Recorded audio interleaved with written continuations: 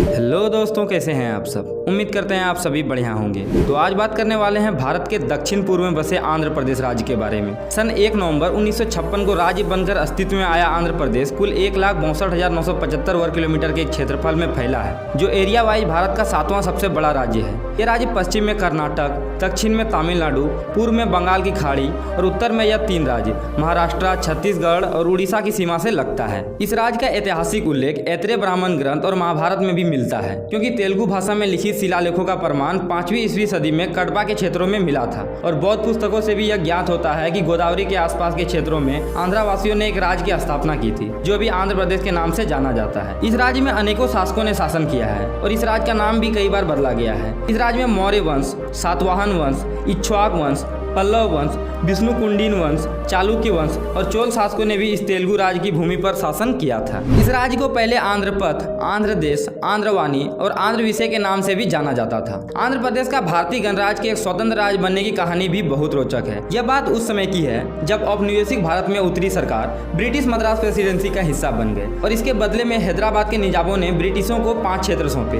जो अंततः रायलसीमा क्षेत्र के रूप में उभरा।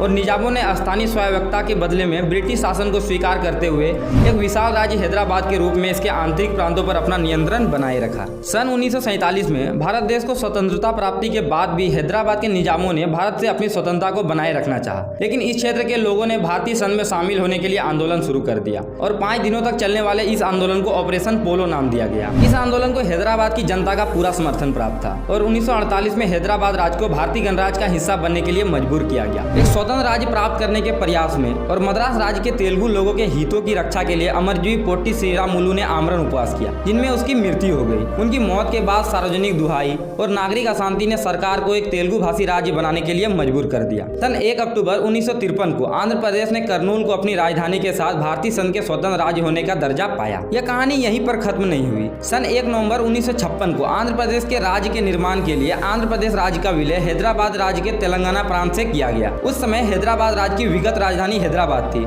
जिसे बाद में नए राज्य आंध्र प्रदेश की राजधानी बनाई गई। इसके बाद भी इस राज्य के टुकड़े हुए और आंध्र प्रदेश के 23 जिलों में से 10 जिले को अलग कर एक नए राज्य बनाने की मांग उठी। 5 दिसंबर 2013 को मंत्री समूह द्वारा बनाए गए इस प्रारूप को कैबिनेट ने मंजूरी दे दी और 18 फरवरी 2014 को यह विधेयक लोकसभा में भी पारित हो गया तथा 2 दिन पश्चात इसे राज्यसभा में भी मंजूरी मिल गई। इसके साथ ही राष्ट्रपति के हस्ताक्षर के साथ तेलंगाना औपचारिक तौर पर भारत का 29वां राज्य बन गया था। हालांकि अभी वर्तमान समय में हैदराबाद 10 साल के लिए तेलंगाना और आंध्र प्रदेश दोनों की संयुक्त राजधानी है, जो बाद में चलकर आंध्र प्रदेश की राजधानी अमरावती हो जाएगी। तो ज्यादा डिटेल में ना जाते हुए हम वापस से आते हैं आंध्र प्रदेश राज्य के टॉपिक पर। तो यह राज्य भारत का दूसरा सबसे बड़ा कोस्ट लाइन रखता है। पहले नंबर पर गुजरात है, जो 1600 किलोमीटर, और दूसरे स्थान पर आंध्र प्रदेश है, जिसका कोस्ट लाइन लगभग 972 किलोमीटर का है। तो बात करें आंध्र प्रदेश के पॉपुलेशन की, तो 2011 सेंसस के अनुसार इसकी आबादी 4,93,86,799 है, जो भारत का 10वां सबसे अधिक आबादी वाला राज्य है। जनसंख्या घनत्व की बात करें तो यहाँ पर आपको 308 लोग पर स्क्वायर किलोमीटर के एरिया में दिख जाएंगे। इस राज्य की आधिकारिक भाषा तेलुगु है और अतिरिक्त आधिकारिक भाषा उर्दू है।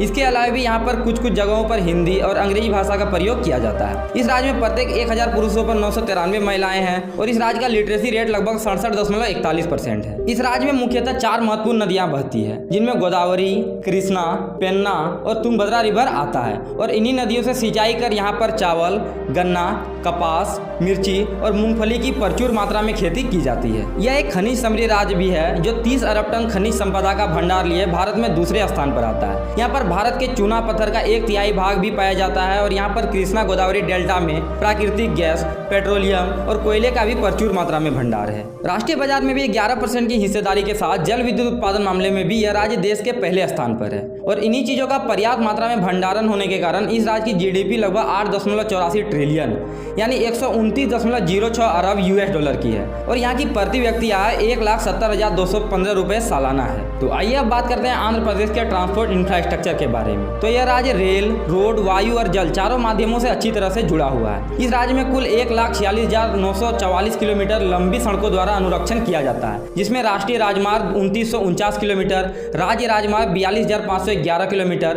और 1,01,484 किलोमीटर के डिस्ट्रिक्ट रोड हैं। इस राज्य में कुल 4 अंतर्राष्ट्रीय एयरपोर्ट भी हैं, जिनमें विशाखापट्टनम, विजयवाड़ा, राजमंड्री और तिरुपति करती है और सरकार यहाँ पर नेल्लूर, वारंगल, कडपा, ताडेपल्ली गुंडम, रामगुंडम और ओंगोल सहित 6 अन्य शहरों में भी एयर नेटवर्क से जोड़ने की योजना बनाई है। आंध्र प्रदेश राज्य के पास विशाखापट्टनम और काकीनाडा में भारत के 2 बड़े बंदरगाह और मछलीपट्टनम, गुंटूर और कृष्णापट्टनम में 3 छोटे बंदरगाह हैं, जो इस तरह के ट्रांसपोर्टेशन का एक बेहद प्रमुख जरिया है। रेल परिवहन में भी आंध्र प्रदेश के पास लगभग 650 से भी अधिक रेलवे जंक्शन हैं। इनमें Visakhapatnam, Vijayawada junction, new Guntur railway junction, Nellore और कोलाकुलुरु जंक्शन प्रमुख है, जो आंध्र प्रदेश में आए लोगों के लिए यात्रा को और भी अधिक सुगम बनाती है। तो वीडियो अच्छी लगे तो कमेंट करके जरूर बताइएगा।